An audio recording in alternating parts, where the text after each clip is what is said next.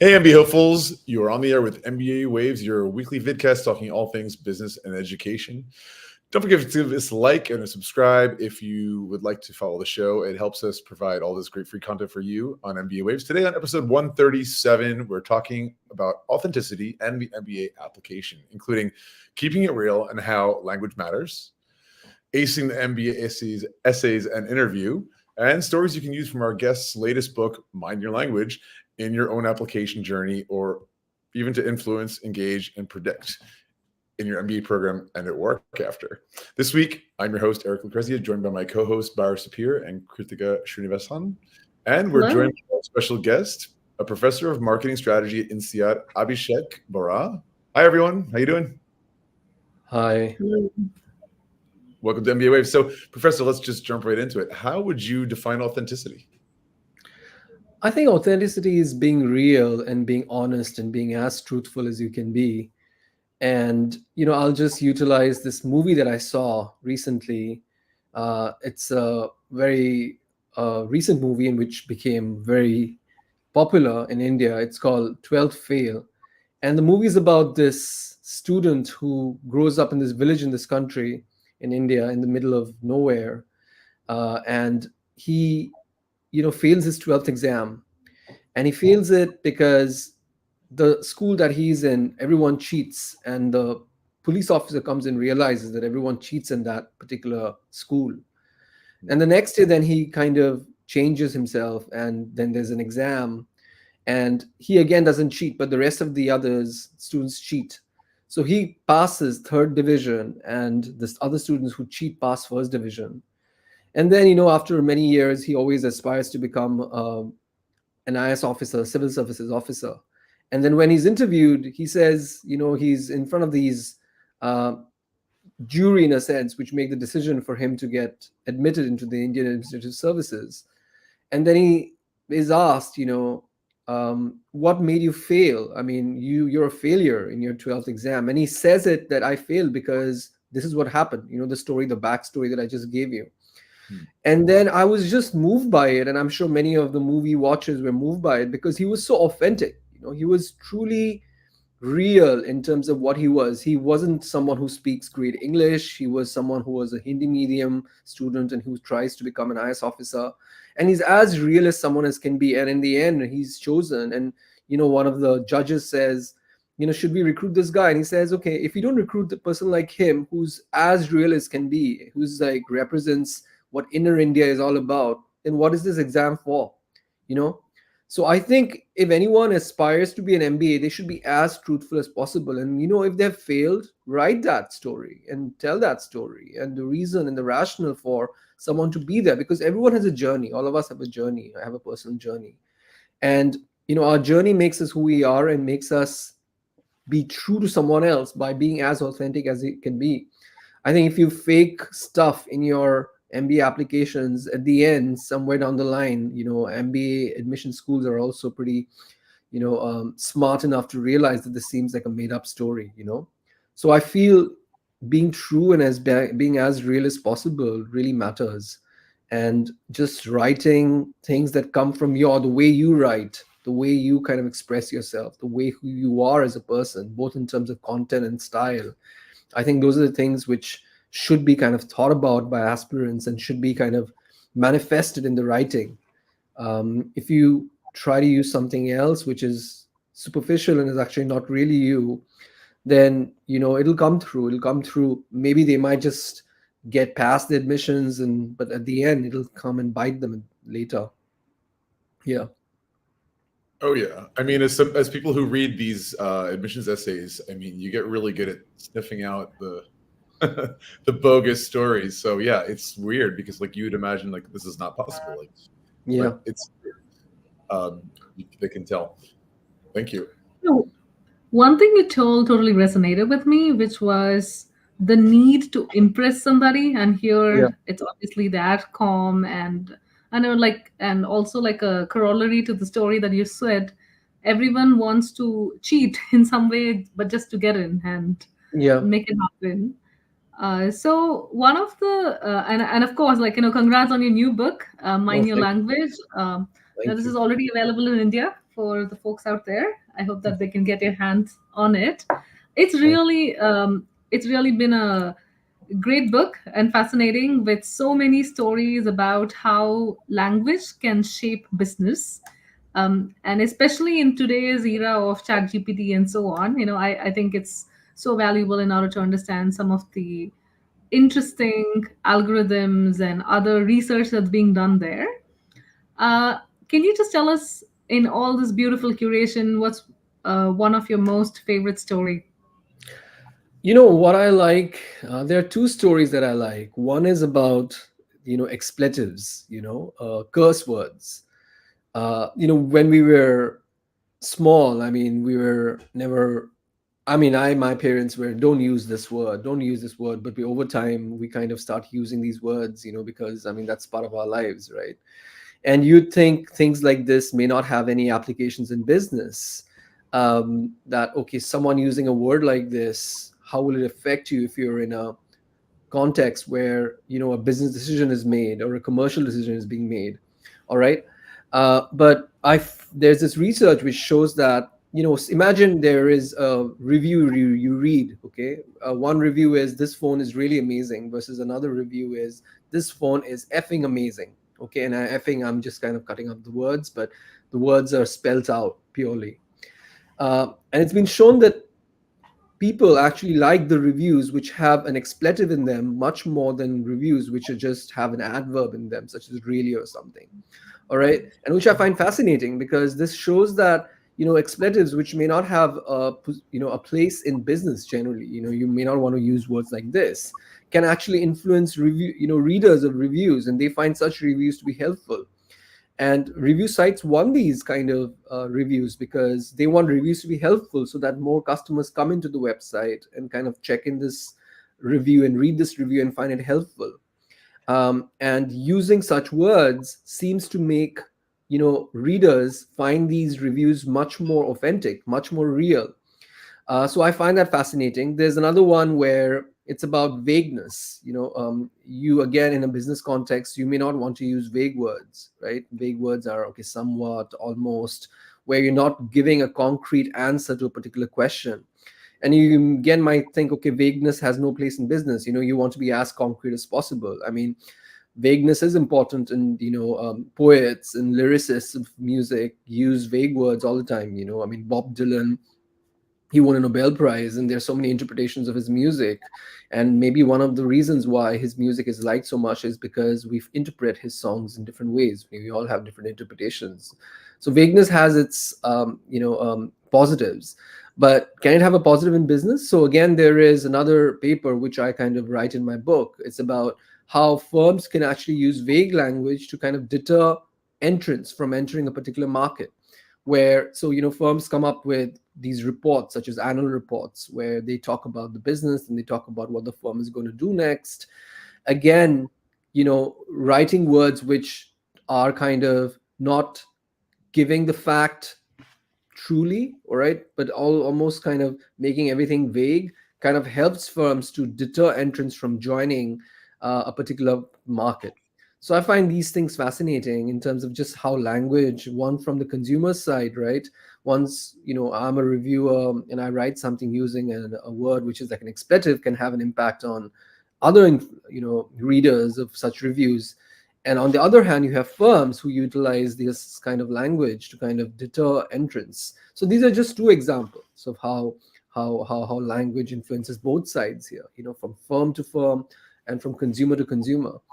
And there are many examples which I cite in my book and I talk about in the book, and all of these are kind of referenced out of research, academic research, very rigorous academic research, and which is fascinating to me, and I hope readers find it fascinating. How does this translate to the business school classroom? How does authenticity show up there or not show up there? Yeah, I think it shows up there by the way that I kind of give certain tasks. Okay, so I, first of all, whenever I'm teaching, there are students who kind of partake in the discussions. And I think if you're real as a person, as an authentic as a person, so I'll give you one example. All right. In India, at least, if someone speaks English, you kind of think, okay, this person is okay, wow, but that person may be a complete fake, or a complete someone who's pretending. I can give you examples of CFOs or CIOs in the US who still have an Indian accent and are not faking it, and are so real and are so, pure in the way that they do things. So in the MBA class, whenever I'm like interacting with some students where I suddenly see an accent popping up, where I think that this person doesn't have that accent actually, and why is he speaking or she speaking or they speaking like that, then I start determining, okay, there is something happening here, because this is not the real person that I'm actually interacting with.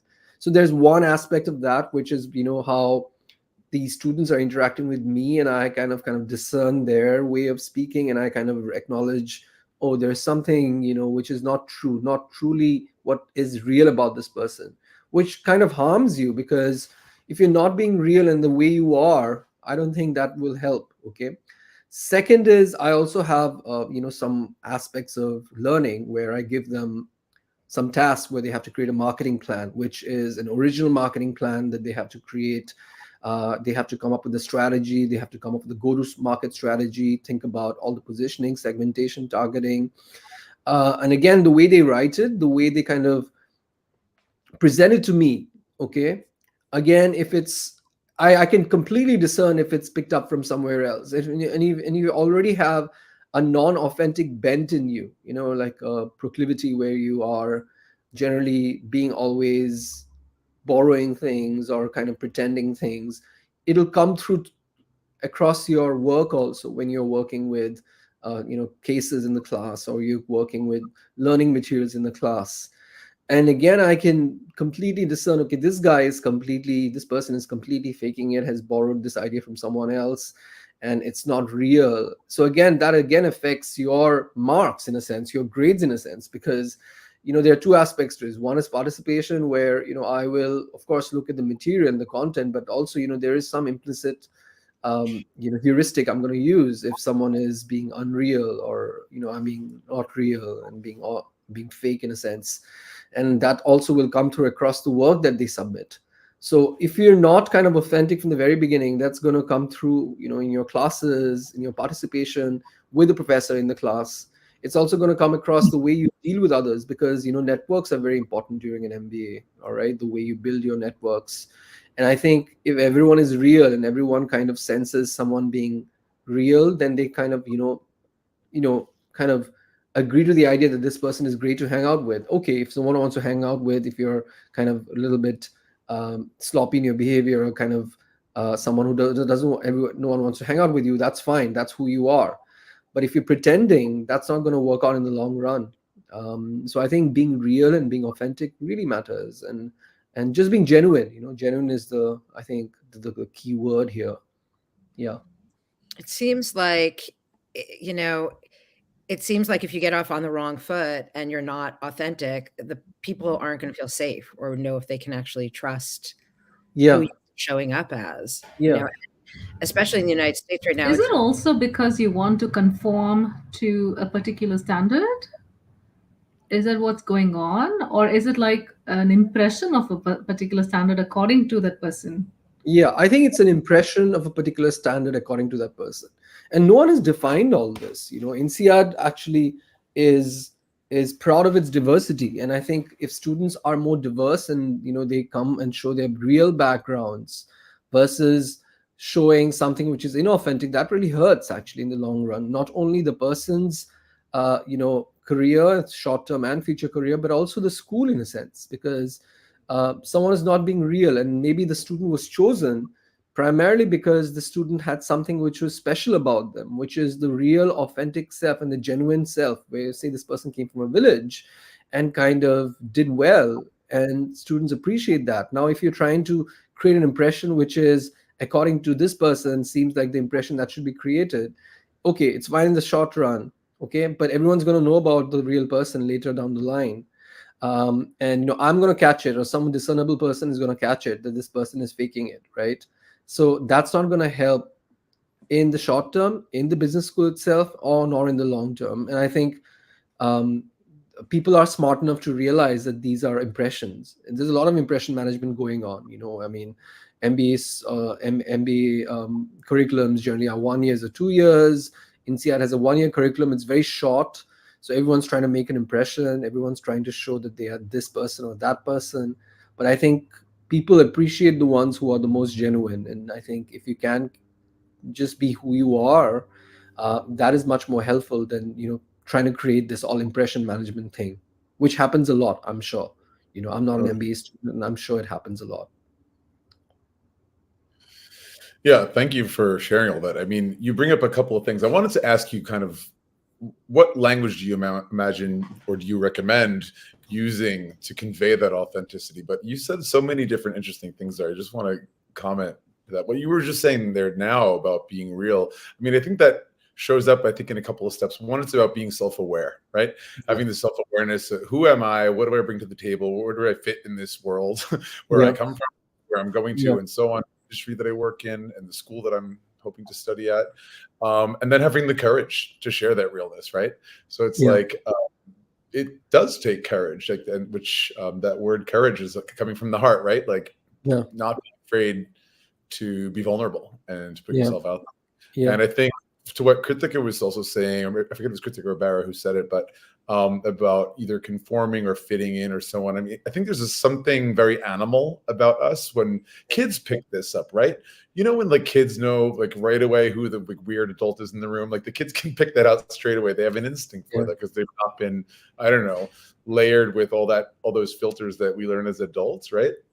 That a kid can pick out straight away someone who's not being authentic. And it's something that, like, I don't know, it makes your hair stand up on your neck or something like that. And so we're better at masking stuff as adults, I guess, but I don't think it really serves to get us anywhere. Your point about in reviews using curse words, swear words, that's interesting. Just to comment for a second and maybe think, okay, companies, right, in this corporate culture, cancel culture, like there's no way they would allow any kind of profanity to be in these reviews. So I think the reason why the reviews with curse words in them that say F this or that, like, of course it speaks to people because it just seems more authentic, right? It doesn't seem like a corporate culture vomit, whatever. No, agree. I also have a question for you.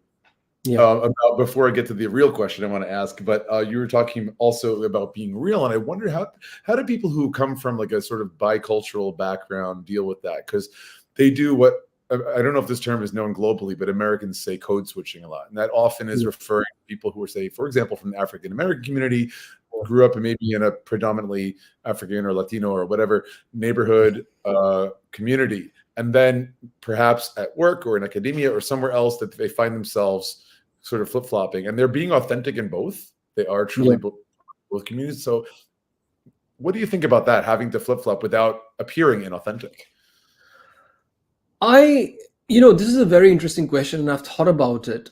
I'm very authentic, and I've decided, I think it's a call that you have to make. There's this interesting book by this person called Ralph Dobelli, and he has this thing called, Art of Living Wisely or something about the book. And he says, there are two selves that you have in your life. One is your personal self, and one is your work self.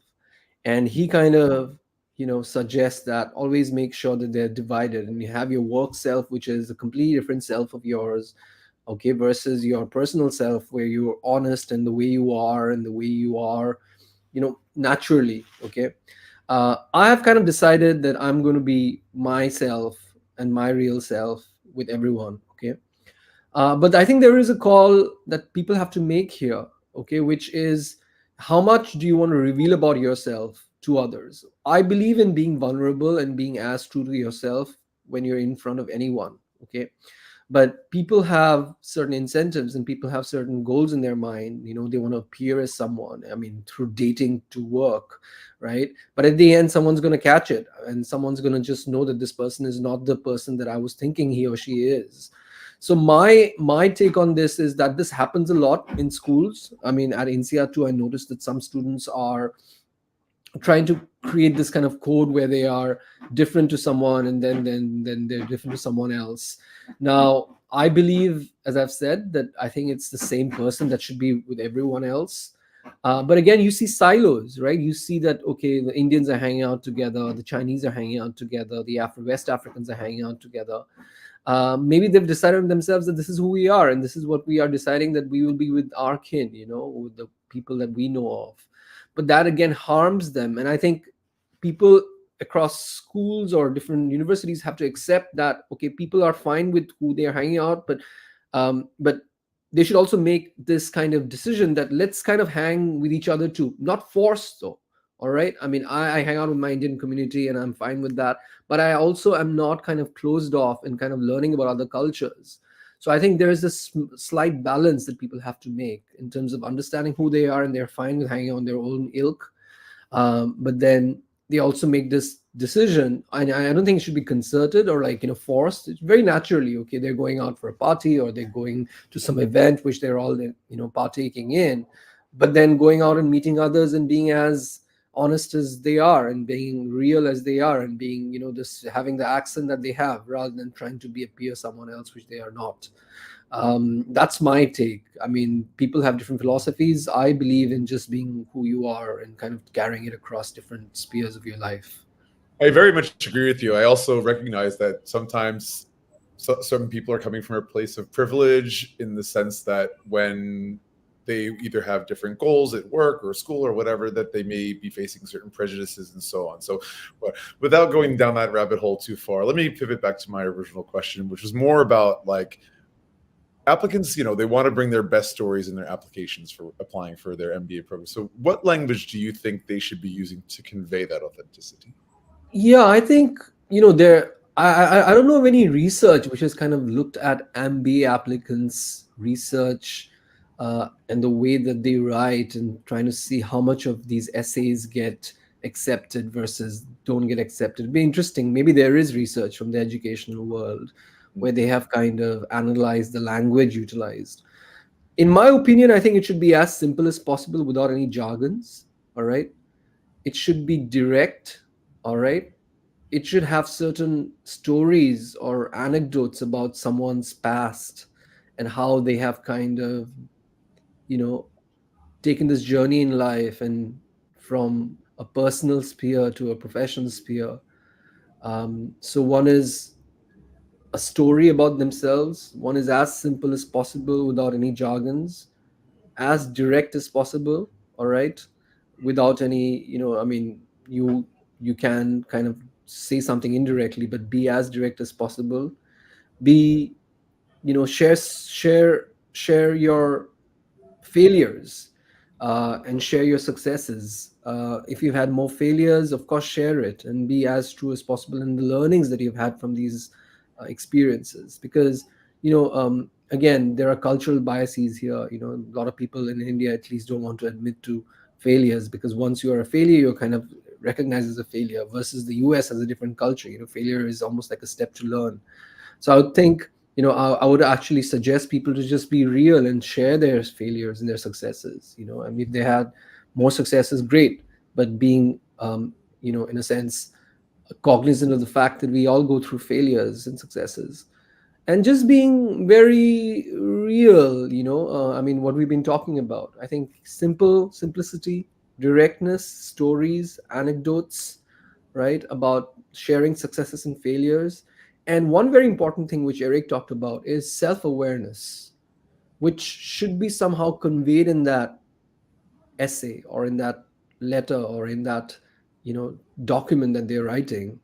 I think a lot of people come to MBA programs without being self-aware, and they're just going with the tide and joining the bandwagon of, let's do an MBA.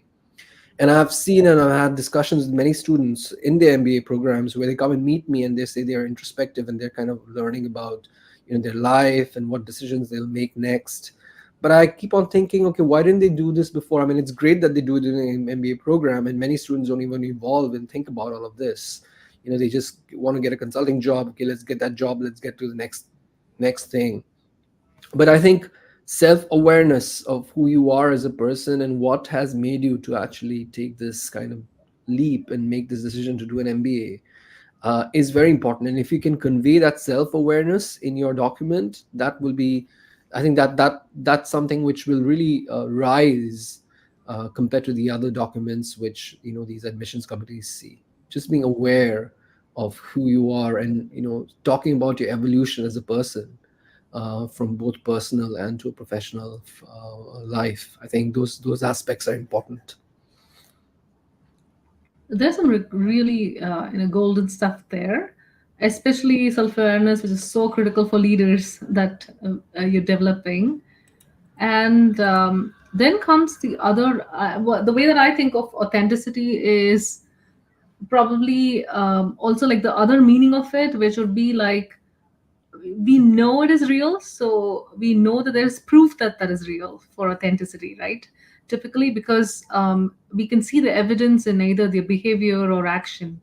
Say for example, someone says that, I treat everybody equally, then you see evidence of it in maybe in the classroom, or maybe when they're with a peer group, or maybe with when they're like working with their affinity club or something. So I feel that the actions and behaviors would speak a lot more. And how can candidates thereby use this and keep it real in MBA interviews? Um, Again, I think is just being genuine and being aware of where this question is coming from, and how does it relate to their persona and their life, and how I mean, how are they reacting. So if they're asked a question about give me a story about your life, I think it's just being as honest as possible, and not trying to kind of talk around things, and just being real as possible. Because finally, I think there's one thing that I want to say is that every MBA applicant has a school. Okay, if someone wants to do something, do an MBA, they'll get through some MBA program. They may not get through one school that they're aiming for, but they will get one, okay, if they're aiming to do it. So I think finally there is one school who will accept the person as the person is, versus someone who is trying to appear as someone who is not real. I think people have to take that into account and say, okay, I'm just going to be as real as possible as I am. It's like going on a date, and not trying to pretend someone that you are someone else. I think just being you, and the way you are, and the way you have been brought up, and the way your stories are linked, and in the way that you are as a person right now, I think those things, just being the way you are and just communicating that with the interviewers, right? I think just having a different persona and creating a different persona for the interview, I think people are smart enough to know, okay, this person is kind of faking it, or not being genuine. Yeah.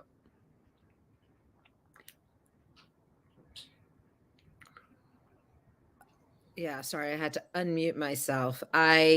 This is all so interesting, and we're living in such strange times, at least in the United States, where you've got authenticity, and then you've got this hyper intensity. And I'm thinking, in politics, right? Like people are always like, oh, it's a politician, they're not authentic. And then everyone talks about Biden as being, well, no, he's a good guy. He's, and so it's really interesting how authenticity like bounces in different milieus, especially like dating.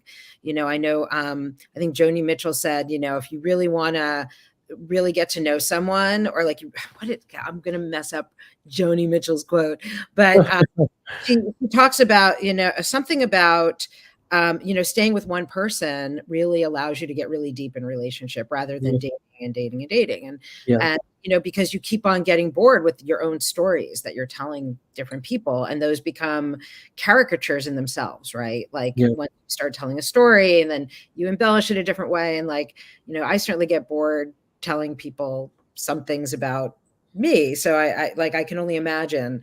And it's good that the MBA process and the interviews are a very short period, right? So what's also compounding all of this is that we're dealing with AI now, right? And in your recent book, you had shown some of these cutting edge mining techniques. And I'm curious, AI is all about inauthenticity in a way, right? So what is the future of MBA admissions with AI, and what are your thoughts in general about AI? I think AI should be thought of as something which is like your agent. It's like you're the manager of your life, and you have AI as someone who works for you. Okay, that's how I think of AI. And I don't think any one of us can kind of ignore this and kind of live a life, okay, we're going to ignore the impact of AI, because AI makes your life much more efficient and effective. I've seen it in my life, and the way I use it for coding, something I use, say, Python as a programming language for my research. And I use ChatGPT or any of the Llama, for getting help and getting ideas, and for seeing the code actually which is running in the back end. So I use it as someone who helps me in my overall decision making and in my life. Now, for if you think about MBA applications and you think about the creative aspects which go into an MBA application, I think at one end you have this AI tool which can help generate a baseline for you to start off with. All right.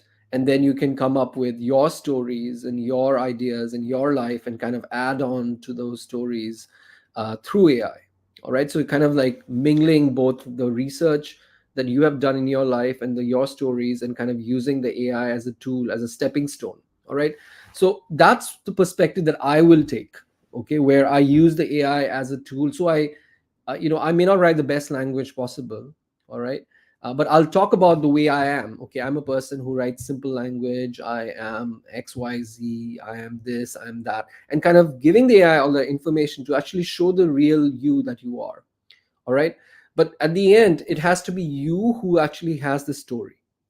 All right. So I'll use it. I'll use the AI as someone who helps me, aids me in my application, rather than someone who replaces me. All right, I wouldn't think of it as something which is supplemental versus something, I'll think of it as something which is complementary.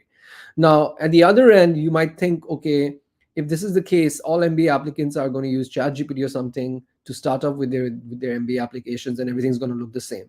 Now what I'm saying here is, what you can do is you can give AI all the information about you, your story, your background. I live here, I was born here, I have Assamese as a background language, I know 5 other languages, I've done research in this, I have worked in XYZ. So just giving some history, and this is the way I write.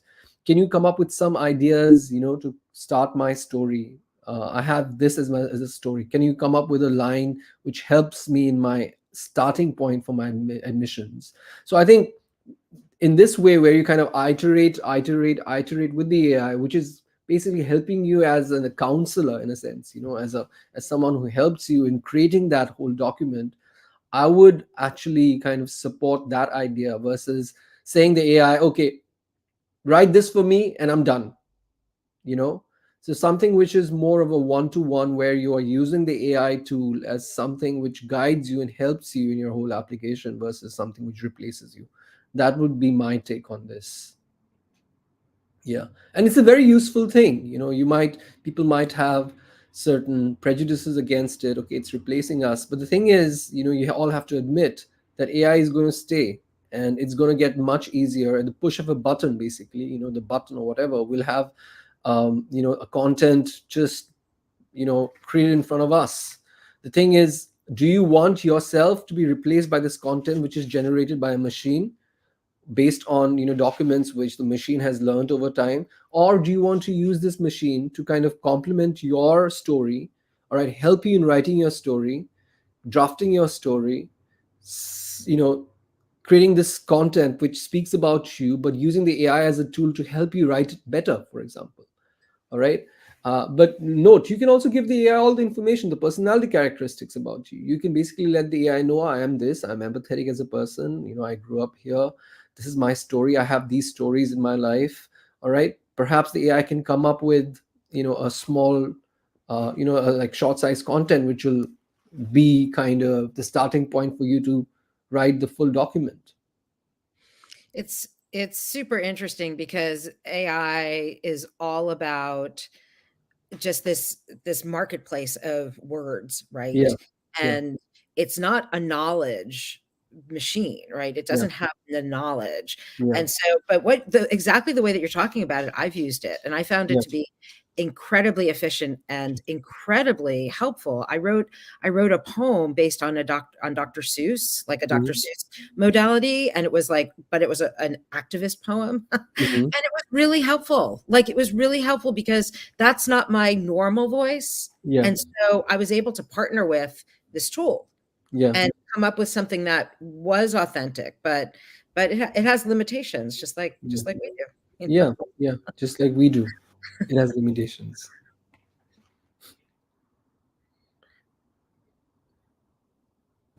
Eric, you're on mute. There was a baby crying in the hallway. Sorry, muted myself as well. I wanted to, take this conversation and now extend it towards the classroom as you are a student, like moving beyond the MBA admissions process. And there was something you said about 20 minutes ago in this conversation that I thought was very interesting. Me and Krithika, who work as admissions consultants, we guide our clients to be as authentic as possible and to help them find their story, find their voice, and help them decide, which there's a lot of things that happen in 25, 30 years, right? The average age of an MBA applicant, which to pick and choose. And so we're very much into helping them tell that authentic story, as much as admissions is very much interested in receiving those authentic stories. And then you made me think of something. You talk about like people who were admitted because of that thing that makes them special, that made them unique and stand out. They're going to contribute to that classroom so uniquely. And then they behave otherwise. That admitted student comes and kind of masks that authentic character that they presented so vulnerably in the admissions process, and then they come to class and they're behaving like maybe the way they think they should, or some competitive way, or trying to be cool. Especially when you're going abroad. I mean, it's super intimidating doing your MBA in a foreign country. You're learning, your learning curve is like triple. So all of that said, I wanted to ask, in your experiences with MBA grads or students, what are some of the best business schools around the world? You've worked at Wharton, you're working at INSEAD, I think you work at University of Washington, I believe. Yes. What are some of the schools around the world that you would advise students to maybe rephrase the question. In your experiences with grads from some of the best schools around the world, how would you advise these students to be ready for business school? I would first of all ask them to just sit back and think what they do with life before applying to an MBA or before applying to a business school. Perhaps their calling is to be a musician. Perhaps, they don't need an MBA. Perhaps they can just, use the current network that they have and, try to get a job or rise up the ranks in the kind of business that they're in. I think first of all, just sitting back and thinking, okay, what will I gain from doing an MBA in my life, right? And this comes again with the idea of self-awareness. Eric just talked about. It's where am I? Who am I? Okay, what do I need in my life?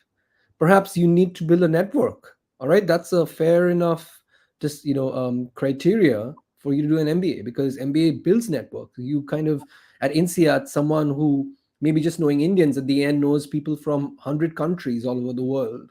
All right, grows as a person because this person has grown up in a particular area in India or wherever, where he or she or they just have seen one kind of person. Perhaps they want to, experience this diversity in their life. Okay, that could be a decision. That's perfectly fine. Someone's decision could be, okay, they're in banking and they want to get into product management or something, right? So these are all fair questions. I think, first of all, they just need to sit back and think, okay, am I joining the bandwagon of because everyone's doing an MBA, should I do it? Versus, okay, this is where I'm in life. Do I need to do an MBA? And what will I gain from doing this MBA?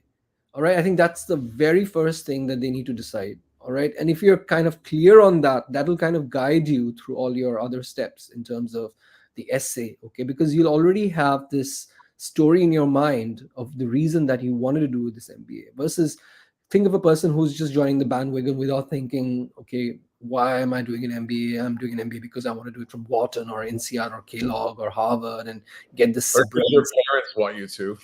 Yeah, get this stamp in my life. I think one very important criteria, which I would say, is just sit back and think, okay, what do you want to do with your life? is an MBA important for me?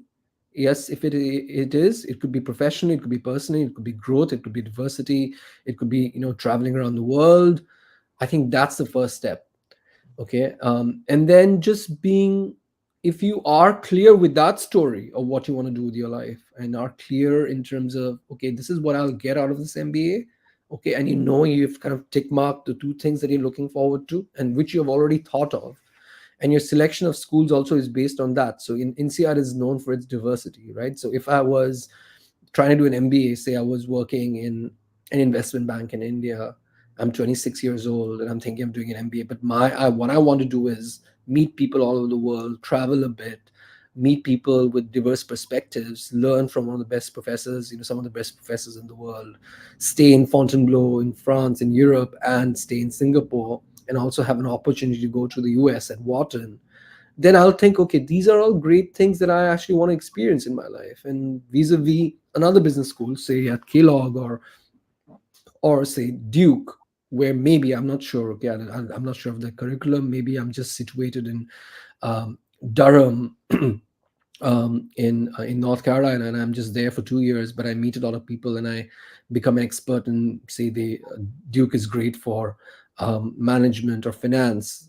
If that's my calling, and if that's what I want to do in life and become an expert in finance, I'll decide to do that. But I would, if I were me, say I was a younger me and I didn't do an MBA, and I would decide what I want to do, my decision would be based on diversity, knowing more about the world, traveling around the world. And then I would decide, okay, what is the opportunity cost of all of this? Okay, and I'd kind of make a heuristic, a calculation in my mind. Okay, I'll pay this much, but I'm learning this much, I'm growing this much, and I'm meeting so many people, and I think this is worth it. All right. Because sometimes what happens is when you land up in an MBA and then I'm not getting a job, I'm looking at this, they're kind of very confused. If you already have certain tick marks in your head before you apply, okay, I'm looking for diversity, I'm looking for growth. Maybe I may not get a job at the end, the world may go into a recession or something wrong may happen, but you already have these markers in your head personally, at a personal level. All right. I think just situating yourself and seeing, okay, this is what I want from an MBA, and these are my personal goals. Of course, they're professional goals too. And then looking at schools, okay, where should I apply, and then going ahead with the process. I think that would be my advice.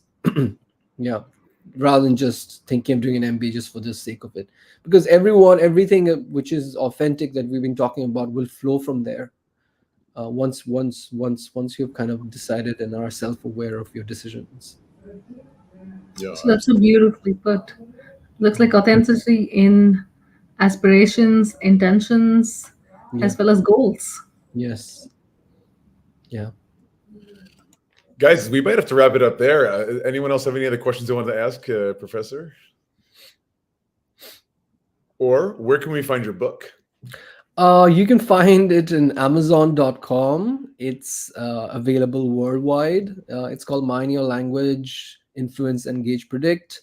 I talk about basically the idea of monetizing language and how you can utilize language to not only influence business, but also your life. All right. So I have lots of examples and anecdotes from sports to music, and it's written for anyone can read it. It's very simply written. It's useful, I think. You can find it on Amazon.com, a paperback. And if you have any questions, you can reach out to me at my email at abhishek.borah@insead.edu. Or you can also connect with me on LinkedIn. Yeah, thank you very much. You're welcome. I'm going to put your email at BORAH. Yeah, at insead.edu. I had to say that, I found the Metallica versus Bieber chapter very interesting. Okay, yeah. Metallica versus Justin Bieber. Yeah. Yeah, and there was like, yeah, if Metallica were more like Justin Bieber, what would happen? That was very interesting. Yeah. All right. Well, thank you again once again, Professor, and Thanks, Eric. Krithika, of course, for joining us on our Thanks, weekly Krithika. Thanks, Bara. vidcast. Guys, if you like today's episode, give us a thumbs up and don't forget to subscribe to stay on top of more MBA Waves content. And check us out on MBAwaves.com to stay on top of the upcoming episodes. See you next time. Bye-bye. Bye.